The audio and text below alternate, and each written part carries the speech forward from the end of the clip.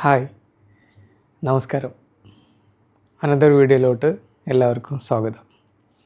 നമ്മളിന്ന് സംസാരിക്കാൻ പോകുന്ന വിഷയം റെസ്റ്റ് ഡേ അഥവാ റിക്കവറി ഡേയുടെ ഇമ്പോർട്ടൻസ്.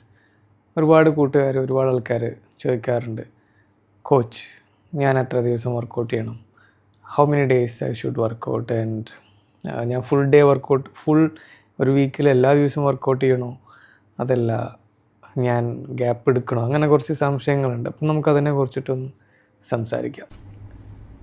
പലരും വിചാരിച്ചു വെച്ചിട്ടുള്ളത് കൂടുതൽ നേരം വർക്കൗട്ട് ചെയ്യുക, 1.5-2 മണിക്കൂർ വർക്കൗട്ട് ചെയ്യുക, എല്ലാ ദിവസവും വർക്കൗട്ട് ചെയ്യുക, അങ്ങനെ ചെയ്താലാണ് നമുക്ക് റിസൾട്ട് ഉണ്ടാവുക എന്ന് വിചാരിക്കുന്ന കുറേ ആൾക്കാരുണ്ട്.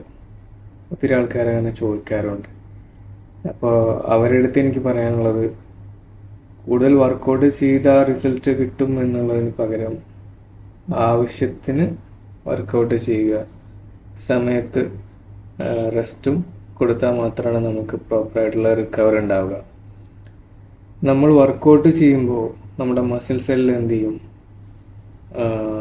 സ്ട്രെസ് അല്ലെങ്കിൽ മസിൽസിനുണ്ടാകുന്ന സ്ട്രെസ്സ് പിറ്റേ ദിവസം അല്ലെങ്കിൽ അടുത്ത ദിവസങ്ങളിൽ നമ്മളെടുക്കുന്ന റെസ്റ്റിൽ എന്താണ്, അപ്പോൾ പ്രോപ്പറായിട്ട് ന്യൂട്രീഷനും കാര്യങ്ങളും ചെല്ലുമ്പോൾ ആണ് നമ്മുടെ മസിൽ കൂടുതൽ ശക്തമാകുന്നത്.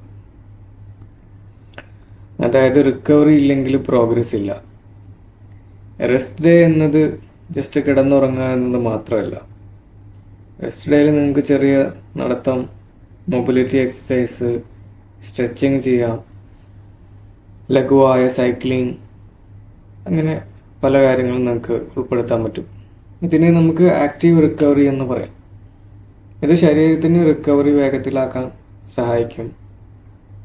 അങ്ങനെ ഒരുപാട് ഗുണങ്ങളുണ്ട്.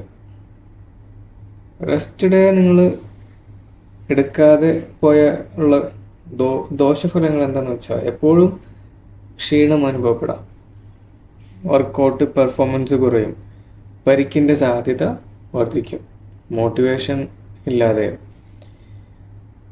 വർക്കൗട്ട് ചെയ്യുന്ന പോലെ തന്നെ റിക്കവറിക്കും വളരെ പ്രാധാന്യമുണ്ട്. ഇനി ആഴ്ചയിൽ എത്ര ദിവസം റെസ്റ്റ് ഡേ എടുക്കണമെന്ന് ചോദിക്കുന്ന ആൾക്കാരുണ്ട്. ഒരു ബിഗിനർ ആണെങ്കിൽ ആഴ്ചയിൽ ഒരു 2 days അല്ലെങ്കിൽ ഒരു 3 days എടുക്കാം. 3 days 2 days ആയാലും ധാരാളം. എക്സ്പീരിയൻസ് കൂടുന്തോറും അതുപോലെ നിങ്ങളുടെ ട്രെയിനിങ് പ്ലാനുകൾ മാറുന്നതിനനുസരിച്ചും ഇതിലൊക്കെ മാറ്റങ്ങൾ വരുത്താം. പിന്നെ നിങ്ങൾ ശരീരത്തിനെ കേൾക്കാൻ വേണ്ടി ശ്രമിക്കുക, ശരീരം പറയുന്നത് മനസ്സിലാക്കുക. അതിൻ്റെ അർത്ഥം മടി പിടിച്ചിരിക്കണം എന്നല്ല.